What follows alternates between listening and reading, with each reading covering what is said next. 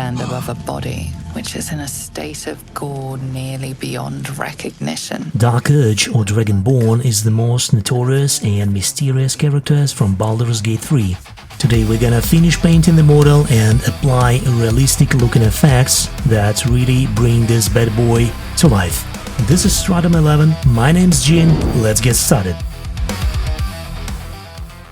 Right, so at this point the model is almost done and we need to apply varnish at the very right places. And we need to do that to achieve the realistic looking effects of liquid, in this case recently spilled blood, which our character likes to spill so much, evidently.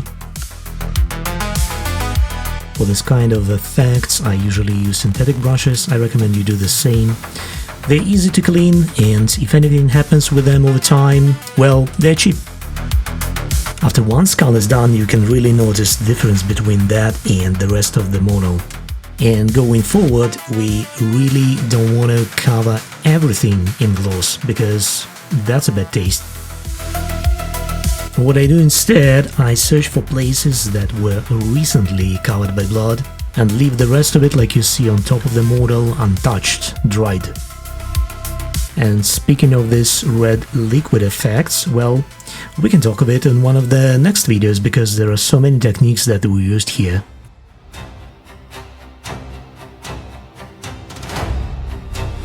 Now we're done with the base and moving to the boots of our anti-hero. And just to make it slightly different, I'm using Mecha Varnish now. If there's a difference in varnishes, it's really subtle. And practically what makes sense is that you can see where it was applied recently. Unlike Gloss PU Varnish, which is completely transparent.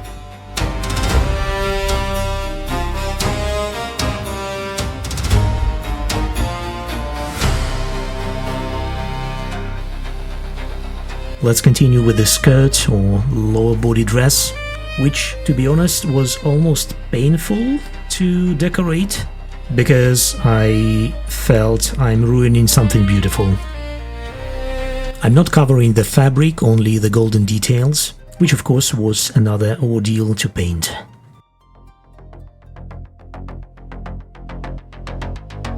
Moving on to the upper body part, here we have a lot of small spots like this on the shoulders, and I really try to make them look realistic. And the secret is rather simple: moderation. Same principle as with the skirt here, we're not touching the fabric, only gold and metal details. And some leather belts as well.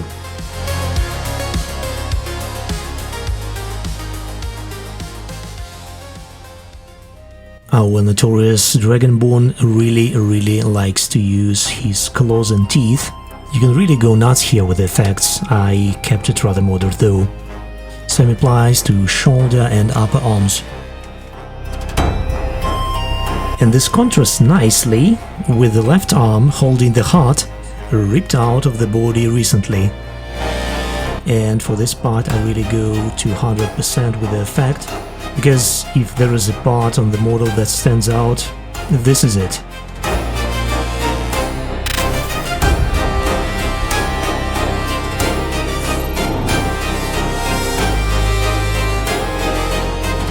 For the back side of the arm, it's important not to overdo it, but rather combine textures of fresh and dried liquids.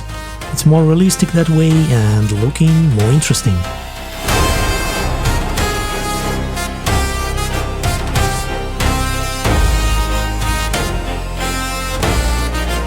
The head and teeth of this character is probably my favorite.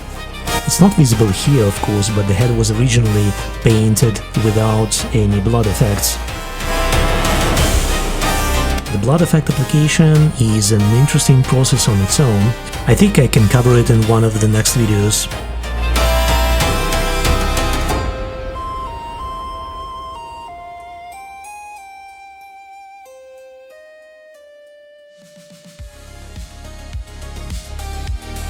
At this point the model is done completely and we're moving on to the assembly.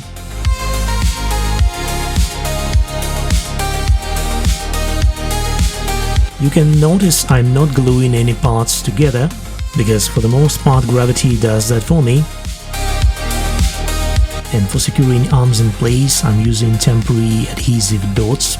Usually they're used for hanging posters and stuff like that.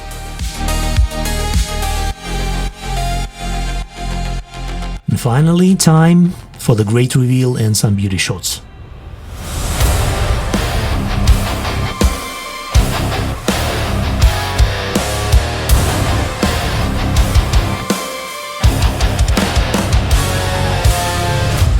And here we are, Dark Urge from Baldurs Gate 3 is now done. Thank you for watching till the end. If you find this helpful, entertaining or interesting in any way, consider subscribing to the channel. I really appreciate that. Come back next time and bye bye.